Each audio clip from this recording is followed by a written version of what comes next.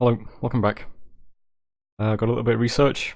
We hit Thaumaturgy 3 for Panic and Construction 1 for nothing. And then there was a battle in Shiniyama. Someone woke up. This is Alexandria Ocasio-Cortez, a rainbow enchantress.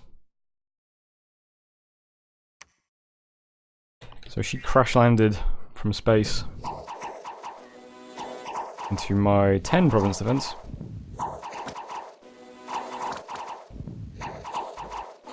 And you know, fair play to her, she does pretty well. Almost put the fort under siege. Unfortunately, she's dead. So that's the end of Shiniyama's god. And then we attacked into Phrygia. Nothing patrolling. No 100 province events. No giant cluster of patrolling mages.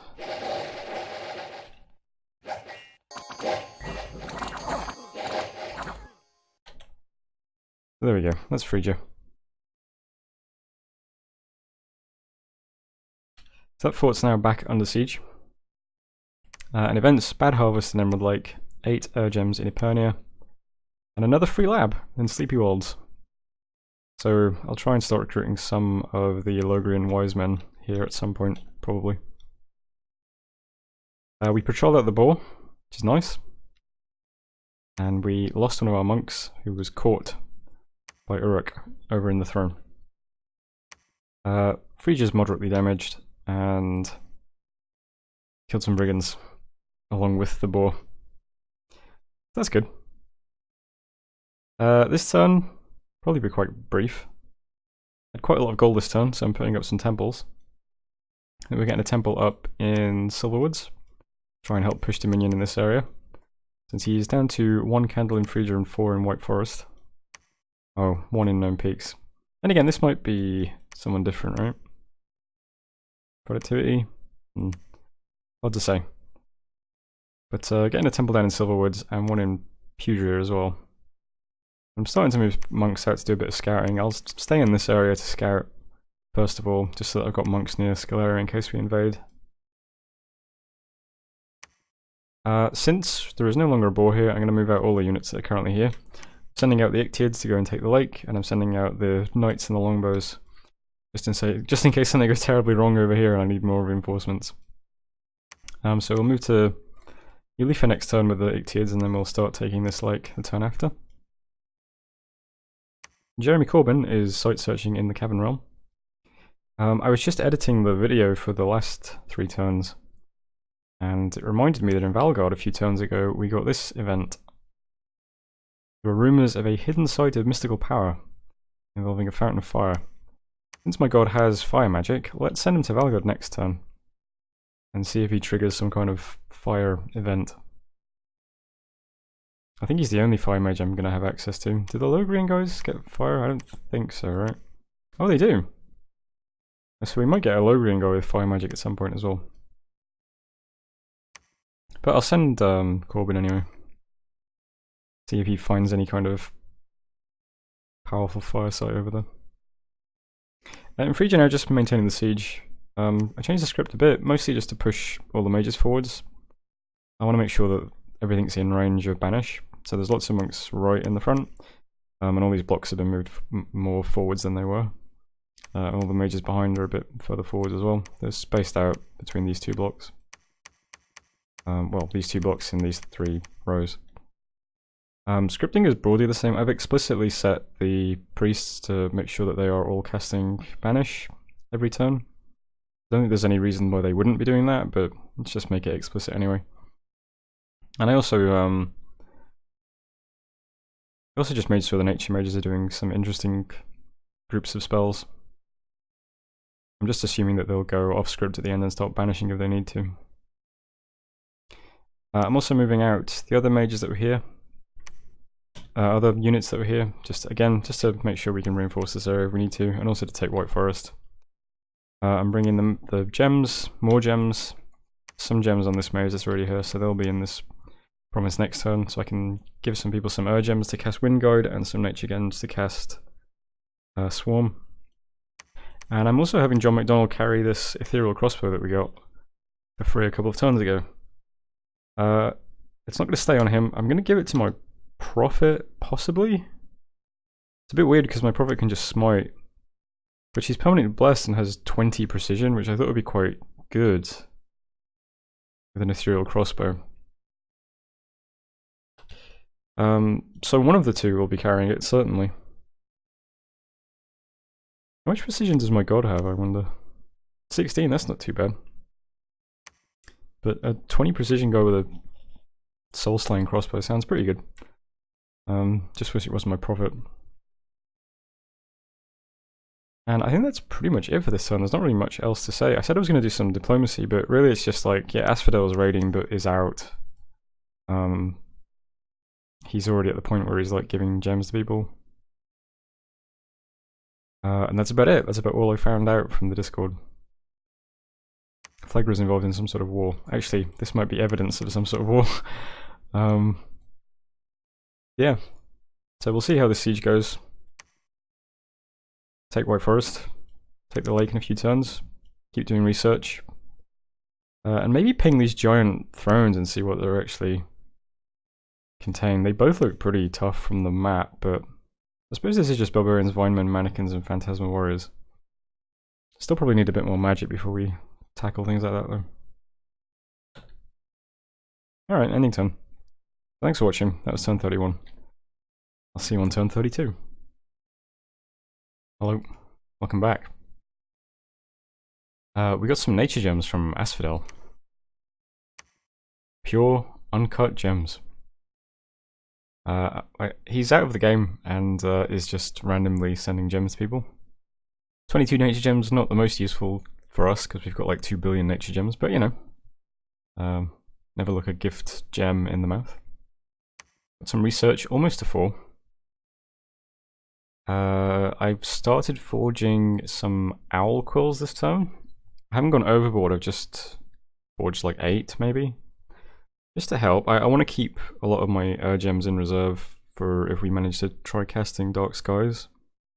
So I don't want to go too nuts just like liquidating all of my gems, but I am forging some of them. And I've also started forging a Ring of Water Breathing as well, so that I can put temples underwater. We found 2 more sites in Mammoth Grove, Canyon of Wild Winds and an Earthroot Tower. 2 that's quite nice, and 1 Earth. Corbin found no sites in the cave, unfortunately. I am moving him this turn to, what is it, Valgard, to see if he triggers some kind of fire event. See how that goes. Battling White Forest, we took that province with my new little squad. It's moving towards Phrygia now. Battling Town that we spied. I don't think there was anything here, is that right? Oops. Literally nothing. And this is the same stack that we've seen already. It is a Witch Hunter Communion with lots of sacreds. And then there was also a battle in Gnome Peaks, but this is just a little raiding force from Shiniyama of militia. This looks like an event force. I don't think he recruited these. But they bounced off Gnome Peaks. Unexpected event, we got 4 water gems. Finished all of our fortresses. We're just down to severely damaged, so that should be open next turn. And that's it. So this turn, I mean, we're up to 3,100 gold per turn. So this turn I had a ton of gold in the bank. So I am putting temples up everywhere. There's 1, 2, 3. Alright, that's not as impressive as I thought. No, there was 1, 4. So 4 temples this turn. That's 800 gold. We've almost got temples in every province now. We've also got 4 over here. But Shiniyama's dominion is stubbornly holding on. He's down to 1 candle in Phrygia, which is where he has a temple. I have no idea why White Forest is so resistant. It's definitely his dominion. That's incredible to me that it's been by far the highest dominion province. Over here, Ictiids are moving home. Not sure what I'll do with them. Maybe if this goes badly they can try over here. But other than building temples, I've started recruiting some monks again. I'm still getting full mages in all of my forts and things. And I'm now also recruiting monks wherever I've got temples. We'll start flooding, particularly Scaleria's territory, we'll start flooding with monks so that we can see where all of his forces are. Over here, moving the Ictids to Eulipha. Start raiding this lake. I'm moving my new little squad over to Sleepy Wolds to take Klon if this remains independent, because why not? And over here, we've got this new little group of units that's marching towards Phrygia. Looks like it's going to make it there without too many problems. This army is more or less the same, there's just more stuff now. We've got 4 squads of knights, we've got additional squads of Sinos, we've got this little squads of knights of man now. And I've distributed gems so that a lot of our nature mages now can cast Swarm. Mostly I've got the N3s casting Swarm on turn 2. We also have an R2 caster casting Wind Guide on turn 2. And I've got 2 of my nature mages in amongst my knights casting Enlarge. I've got both sages and then 2 nature mages in amongst this single block of knights. This is the only block of knights that's on hold and attack. So hopefully quite a few of them get enlarged and etherealed. And then they can charge straight through the fortress walls if we reach the point where we're storming. And that's it for this turn. Everything else seems stable in the world. We can see Uruk has pulled his armies off our borders. This conflict seems to be wrapping up now. Iryu is down to just his cap. Presumably Asphodel's conflict with Scleria is also wrapping up if he's sending people gems. Now that I look in the bottom right, it doesn't look like... Looks like... Yeah, that's not Asphodel, is it? Yes, Asphodel's AI at this point. Wait, I can just check, can't I? Pretenders. Yeah. Asphodel's AI. Looks like Iryu might be following him soon? I don't know. What I should do is move this monk to Iryu's cap so that we can watch whatever takes place. I should probably send messages to Marignon sooner rather than later. Make sure that he doesn't turn this stack on me next. That's just the swimming men, I believe. I'm going to double check anyway. Yep. So there we go. That's the turn. Turn 32. Thanks for watching. See you next one. Hello, welcome back. Some spies tried to infiltrate the capital again. I still don't really know what this is supposed to do, but I don't, has it ever been successful? Who knows? I do know that man can recruit their own spies and we could be doing this, but I don't know what this is, so...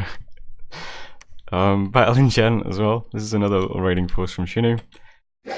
Gent is one of the provinces that has 20 PD, so... Also, these guys have, even though they're undisciplined, they have 14 morale. And these guys only have 8, so they put up a good fight. But morale failure wins in the end. Or, well, I guess morale failure loses in the end. So we keep Gent. And then there was also a battle in Phrygia.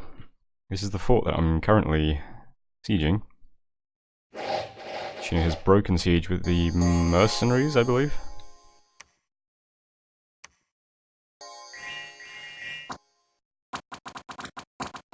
Our mages were intelligent enough not to use any gems here, which is good.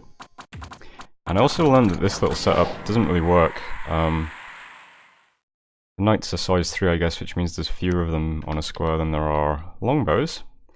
And so the sages prioritize casting ethereal on longbows. So... Oh, we also did a shitload of panics right there in one spot. So that's Phrygia. We lost 2 of our knights. Killed all the trolls. So over here I've repositioned these guys slightly further back. I would like to have a block of guys who are, at least some of whom are ethereal and big. I might even move this down and have... it's fine. But yeah, those are the 2 battles. Events are just some gems and some gold. We lost the scout, we moved on to Iryu. I guess he's patrolling with everything. Maybe it wasn't a good idea to move the monk over there. We can see this. It's just a lot of stuff. I don't think Irio is going to be in the game much longer, so...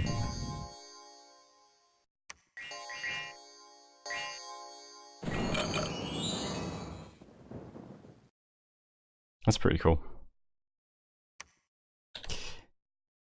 Future's been cracked open, did some patrolling, and the swingmen have retired from the mercenary business. Thanks, guys. Okay, so this turn I'm actually not storming the fort. I'm just continuing to preach to all the monks. Gnome Peaks is down to 1 dot candle, White Forest is down to 3. We've got temples in all these provinces now, and I'm moving monks to these 2 provinces this turn to put up more temples. I don't see a point in storming the fort. I think we can dom kill him. He has no candles in Phrygia. We have our dominion in Norville somehow, so we are spilling some dominion over here. So why bother fighting into the castle choke point? Let's just get the temples up and see if he dies in 2 or 3 turns. We're not doing anything else anyway. We're just finishing off infrastructure and catching up on research. It doesn't really matter that this army's locked up. And when it's done, I probably don't need these guys researching. We're up to what? Almost 400 now. We still have mages being recruited and a few more alquils being forged. These ones have been distributed. I've got more being forged. So yeah, let's just sit here. If he breaks siege, we can fight him without the walls and everything. And if he doesn't, we'll just try and dom kill him, I think. And see how it goes. Over here, I've got a water-breathing monk who's going to start putting temples underwater. We've got temples in almost all of our provinces now. We've recruited a lot more monks. I'm going to try and get monks through Bandar Log's territory and Scleria's territory. Bandar Log seemed a bit... I don't know, I'm not sure if he's likely to remain peaceful. Uruk has pulled off our borders though.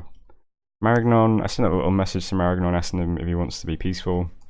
Seemed to indicate that he would. So I kind of threw in a reminder that I don't have any thrones, but all of his other neighbours do, so they'd be better targets, so hopefully he stays peaceful. And then we'll think about attacking Scleria at some point.